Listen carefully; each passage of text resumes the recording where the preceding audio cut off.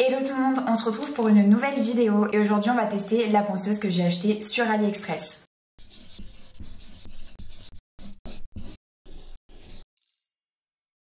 Du coup c'est parti d'une discussion avec une consoeur PO et j'ai eu envie de la tester parce que tout le monde en parle, mais je voulais savoir s'il était vraiment possible de travailler avec lorsqu'on est professionnel. Vous avez bien aimé le format où on me voit directement tester, donc du coup je l'ai fait aussi aujourd'hui. Donc je vais tester directement en direct avec ma cliente, comme ça au moins on verra si c'est suffisamment puissant pour travailler et surtout pour bien travailler. Pensez à vous abonner et à activer la cloche si ce n'est pas encore fait, et maintenant on y va. Donc du coup pour commencer j'ai récupéré un embout de dépose.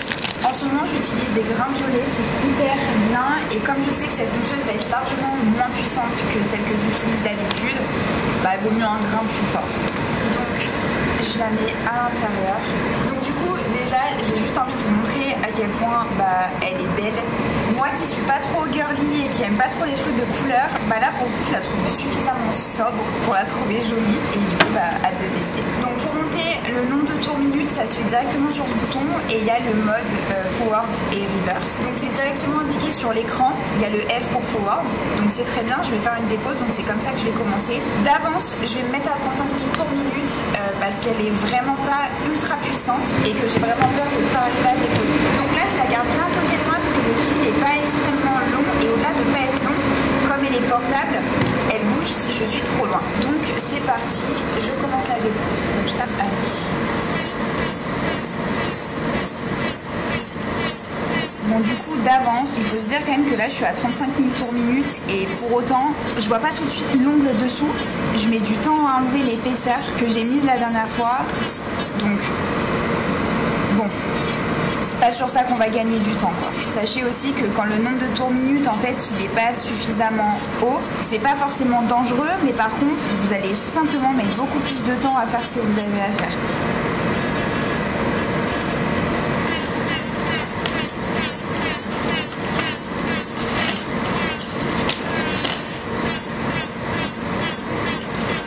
Aussi, il y a un truc qui interpelle, c'est le bruit qu'elle fait. Elle en fait quasiment pas et c'est bien là où on voit qu'il y a une différence avec une ponceuse filaire, c'est qu'on sent qu'elle manque de punch clairement. Là, il faut savoir que j'ai acheté la 45 watts, donc techniquement c'est pas si fou, ça devrait être même plutôt pas mal, mais en fait du moment où c'est pas branché ça perd clairement en puissance, il faut le savoir. Donc je pense que pour avoir un truc potable il faudrait que j'achète celle qui fait plus de 100 watts, que je pense que ça se divise par deux voire même plus, donc ouais, je pense qu'il serait intéressant de tester la plus puissante, parce que là pour vous donner un ordre d'idée, là je suis sur 35 000 tours minutes. D'habitude quand je fais la dépose, qui plus est avec un embout violet comme ça, sur la ponceuse fixe, je suis à peu près 25 000 tours minutes. Donc là, je suis 10 000 tours minutes plus haut et pour autant, ça va doubler mon temps de dépose. Donc si vous êtes débutante, que vous faites vos ongles chez vous, vous ne verrez pas spécialement la différence. Par contre, si vous êtes PO, que c'est votre taf comme c'est le mien et que vous faites des clients tous les jours, je pense que ça va vous faire tout bizarre. Donc là, du coup, je me suis mis un petit chrono pour voir le temps que je mets à déposer un ongle. En fait, ce qui se passe, c'est que quand on a un nombre de tours minutes pas assez élevé, on a fortement envie, et c'est normal parce que sans ça on peut pas, on a envie d'appuyer en fait. Parce que si on n'appuie pas, en fait ça ne part pas. Et à la fois c'est le fait d'appuyer qui peut abîmer les ongles. Alors moi je vais pas abîmer parce que j'ai l'habitude et que je sais utiliser la ponceuse, mais ça peut être délicat si vous êtes débutante. Ça a tendance à être dangereux quand le nombre de tours minutes n'est pas suffisamment fort. Le fait de vouloir appuyer, ça va vous enlever un petit peu de précision et vous risquez d'endommager l'ongle et de le creuser. Mais sinon en soi c'est une ponceuse lambda, rien de fou, elle est très jolie, elle marche malgré tout, mais ça va être plus être technique et je pense que ça plaira pas forcément aux filles qui comme moi sont des clientes toute la journée et qui ont besoin de rendement en fait, qui ont besoin de pas mettre trop longtemps. Donc j'ai mis 1 minute 30 et en vrai ce qui sera intéressant c'est que je vais faire le changement. Allez, du coup je fais le changement, je vais directement tester donc avec l'autre ponceuse à 25 000 tours minutes. On entend déjà clairement que ça fait bien plus de bruit et je mets 1 minute.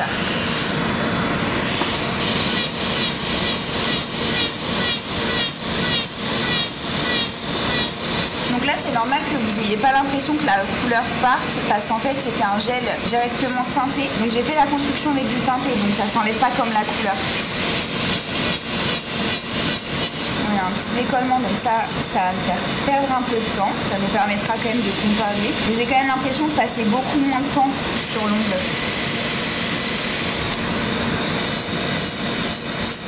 J'étais à combien tout à l'heure? 1,30. J'étais du coup là à 1,8, ça s'est effacé, 1,8. Et j'ai passé un peu plus de temps avec le décollement. Bon, c'est pas foufou, mais quand même 30 secondes. Si on fait 30 secondes par ongle, on peut commencer à faire un peu de temps en plus. Plus après, il y a la manucure. D'un côté et de l'autre, ça peut faire perdre du temps. On va en tester un autre.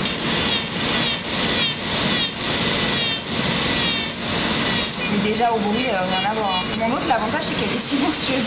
J'ai pas remis le temps, je suis un boulet. Du coup, ça n'a aucun sens. Donc, je vais m'atteler à la manucure. Normalement, je dis bien normalement, je commence d'abord par la mise en forme de l'ongle et ensuite je fais la manucure. Mais là, il se trouve que du coup, comme je suis avec ma cliente et qu'en plus, j'ai pas spécialement beaucoup de temps derrière moi, je vais exceptionnellement commencer par la manucure et je ferai ma mise en forme ensuite.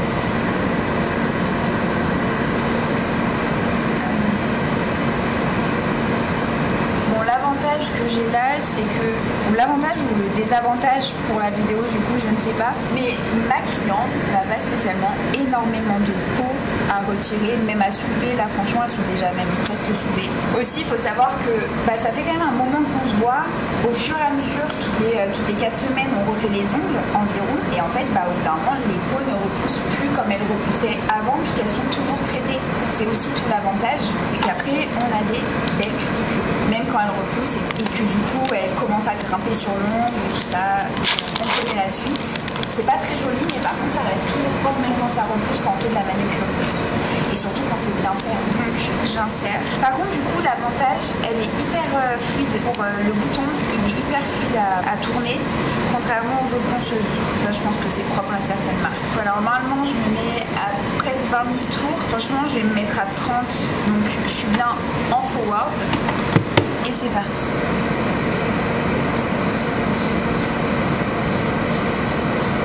Ouais.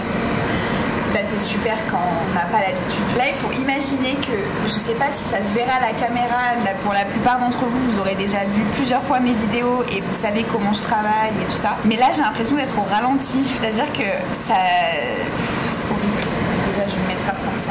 En fait, elle va être très bien, mais elle va être très bien pour quelqu'un qui n'a pas l'habitude et qui fait ça de temps en temps. Je suis pas sûre que ce soit une ponceuse, au vu de sa puissance, je suis pas sûre que ce soit une ponceuse qui soit hyper intéressante pour quelqu'un qui fait des ongles tout le temps. En fait, lorsque vous achetez une ponceuse, qu'on vous la recommande, tout ça, essayez toujours de vous demander que fait la personne avec. Est-ce qu'elle fait des clientes? Elle en fait combien à peu près par jour? Est-ce qu'elle l'utilise de temps en temps ou alors est-ce qu'elle l'utilise vraiment tout le temps? C'est vraiment des choses hyper importantes à prendre en compte parce que au même titre que vous achèteriez un aspirateur ou qu'importe un four, ça dépend de la fréquence à laquelle vous utilisez et du coup il faudra des choses beaucoup plus puissantes et robustes dans le temps pour que ce soit pour que ça colle à vos besoins. Et là c'est exactement ça, c'est que c'est super, mais là ça va que ma cliente elle a des peaux suffisamment faciles à travailler et que moi je sais utiliser la ponceuse. Donc je pense que si vous l'achetez et que vous êtes débutante ou alors si vous l'avez et que vous l'utilisez, il faut pas que vous essayiez,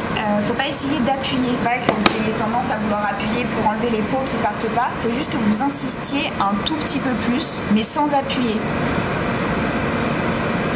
Au niveau du nombre de tours minutes, on s'adapte à la personne qu'on a en face de nous. Plus les peaux sont dures, plus on va augmenter le nombre de tours minutes pour être plus efficace et pour enlever les peaux qui sont vraiment collées et qui sont dures. En revanche, du coup, si on a une ponceuse comme celle-là, et là en fait je suis au maximum du nombre de tours minutes, ça peut être assez frustrant parce que ça peut vous empêcher clairement de faire ce que vous avez à faire. Donc c'est là où il faut faire attention, c'est voir à quelle fréquence vous utilisez cette ponceuse. Et d'ailleurs, c'est pas parce que je l'ai achetée sur AliExpress qu'elle est pas puissante. En fait, c'est juste toutes les ponceuses non filaires, donc portables comme celle-là, vont manquer de puissance dans tous les cas. Et c'est là où il faut faire hyper attention à ce que vous achetez parce qu'il faudra qu'il y ait un nombre de watts bien plus important. C'est-à-dire que là, je pense que sur une filaire, sur une non-filaire, pardon, une comme ça sans fil, il faut être à plus de 100 watts. C'est sûr parce que vous allez vous retrouver à perdre, je sais pas, peut-être les 3/4 de la puissance, hein, ça c'est sûr, parce que là, elle est à 45 watts. J'ai plus l'impression d'utiliser ma vieille Péguissage qui avait 6 watts que d'utiliser une ponceuse qui a 45 watts. Donc véritablement, il faut faire hyper attention.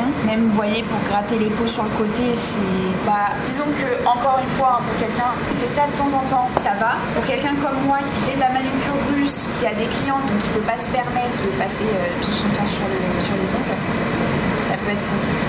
On va dire qu'on peut pas être très rapide avec cette ponceuse. Donc ça sera très bien pour les personnes qui font ça de temps en temps à leurs copines et donc du coup qui n'ont pas réellement de timing. Par contre, en termes de rentabilité, c'est sûr que vous ne serez pas. Vous ne serez pas dedans du tout si vous faites ça à temps plein et que vous recevez des clients toute la journée. Là, ça vous met clairement en retard, je pense. À moins que vous ne fassiez pas aussi à ça.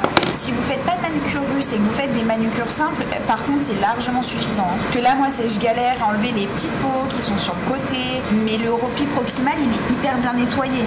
Donc, cela dit, ça peut largement convenir. Encore une fois, ça dépend ce que vous faites. Je vais changer le sens de rotation. Donc, je vais appuyer ici. On voit que ça a changé. Je suis en reverse. Et donc, je repars de l'autre côté. Moi, ce qui m'embête, c'est que je la trouvais vraiment belle. Hein. Elle prend pas de place. Elle est jolie sur le bureau. Le problème, c'est que pour quelqu'un, du coup, comme moi, ça manque beaucoup trop de puissance. C'est clairement pas agréable de travailler pour moi avec. Parce que j'ai l'impression que ça rame, quoi. Imaginez avoir une voiture qui a 69 chevaux et doublée sur le départemental. Et imaginez-vous, du coup, avec une voiture, je sais pas, qui aurait ne serait-ce que 130 chevaux. La reprise n'est pas la même et ça vous frustrera beaucoup moins parce que vous pourrez doubler avec 69 chevaux, ça peut être compliqué. J'aime bien cette comparaison à la voiture parce que souvent ça parle pas le nombre de tourneminutes et la puissance d'une ponceuse, mais en fait comparer ça à une voiture et au nombre de chevaux, et tout de suite ça va vous parler parce que vous vous rendrez compte à quel point la puissance peut être importante. Mais pas forcément pour rouler vite, mais pour ce qui est de la reprise, pour doubler, pour accélérer d'un coup s'il y a besoin, enfin ça peut être compliqué. En fait vous voyez, elle enlève très bien, mais par contre il faut faire vraiment plusieurs passages pour que ça enlève, surtout pour pas avoir envie d'appuyer. Là j'appuie vraiment pas parce que sinon je pourrais creuser l'ongle de ma cliente, c'est pas l'idée.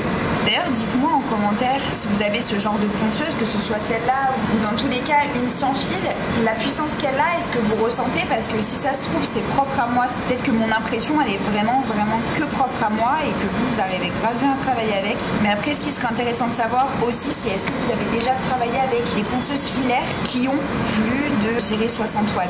Bon allez, je vais couper les cuticules et je repasserai à la limite un petit coup après.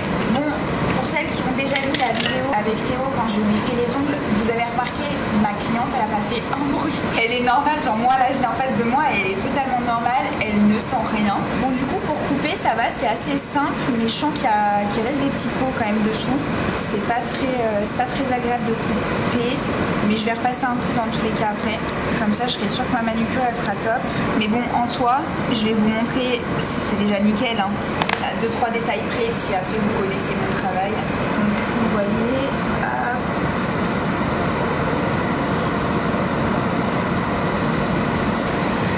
donc en vrai ça va, hein. C'est déjà très bien.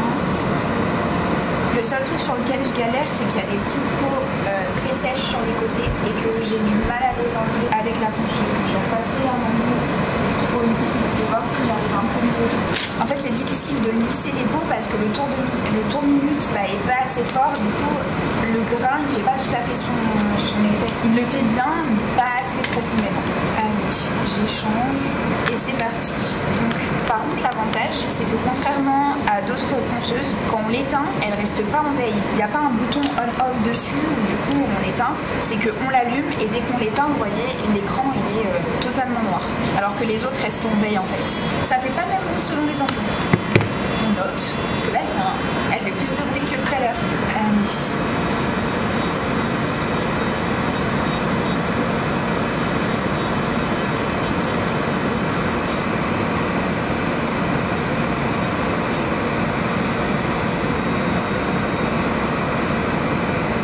Pas mal. Je demande toujours à ma cliente ce qu'elle ressent quand moi je sais ce que je fais, mais quand je commence à insister à un endroit parce que je vois que j'arrive pas à enlever quelque chose comme il faut et que je sens que je réinsiste, que j'ai fait beaucoup de passages, je lui demande toujours comment elle va pour être sûre que je suis pas en train de lui faire mal ou quoi que ce soit, parce que réellement on sait bien faire notre travail, mais il faut pas oublier qu'il y a un paramètre que l'on n'a pas, c'est la sensibilité de la personne. Donc nous on ressent pas, on fait notre travail, mais si on se demande pas comment va la cliente, on peut pas jauger si on travaille bien, si le geste est bon, si on a trop insisté ou quoi que ce soit. Donc c'est quand même hyper important de toujours solliciter un peu la cliente et lui dire du coup ça va comment, qu'est-ce que tu ressens. Surtout si vous débutez, n'hésitez pas à poser la question à la cliente. Ça la mettra aussi en confiance et vous, ça vous permet de vous situer. Bon, déjà j'arrive mieux à lisser les peaux avec l'embout, alors qu'à la base c'est pas clairement son premier intérêt.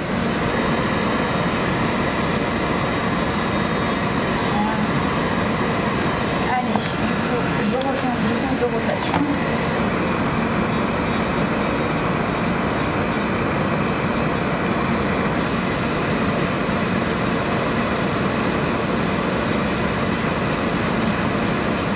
Et franchement, j'ai fini, on est pas mal, je vais de toute façon vous montrer le résultat en macro. J'éteins la ponceuse. J'ai acheté ça sur Fresnay Shop, c'est une solution désinfectante et du coup c'est pas mal, juste après que vous ayez fini la manucure, de cheater les ongles très légèrement et après avec un petit pinceau plat, vous venez nettoyer la cuticule dessous. Alors déjà visuellement c'est assez satisfaisant, on va pas se mentir. Et en plus de ça, ça te permet vraiment de finir d'enlever les dernières poussières. On voit bien le pinceau qui passe dedans, peut-être assez satisfaisant, on va pas se mentir. Allez hop. Donc du coup, je vous montre le résultat de la manucure réalisée avec la ponceuse de chez AliExpress.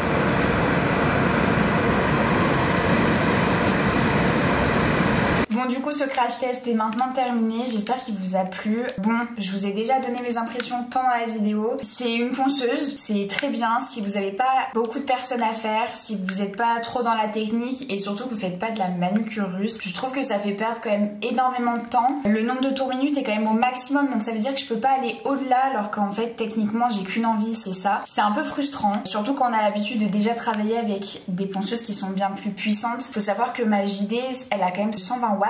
Donc là elle en a 45, comme je vous disais je pense qu'elle en a moins de 10 réellement quand elle est allumée. Ça peut être problématique, après voilà, vous en faites ce que vous en voulez. Dans tous les cas, si vous utilisez ce type de ponceuse, surtout augmentez bien le nombre de tours minutes au maximum, n'ayez pas peur et surtout n'appuyez pas si ça ne part pas. Si les petites peaux mortes elles partent pas, vous insistez juste un petit peu plus en faisant plus de passages, mais surtout pas de pression. Du coup en description je vous mets le lien de la ponceuse que j'avais trouvée sur AliExpress et je vous mets le lien d'une autre ponceuse bien plus puissante. Pensez à mettre un petit commentaire et à liker la vidéo si elle vous a plu et on se retrouve bientôt pour une nouvelle vidéo.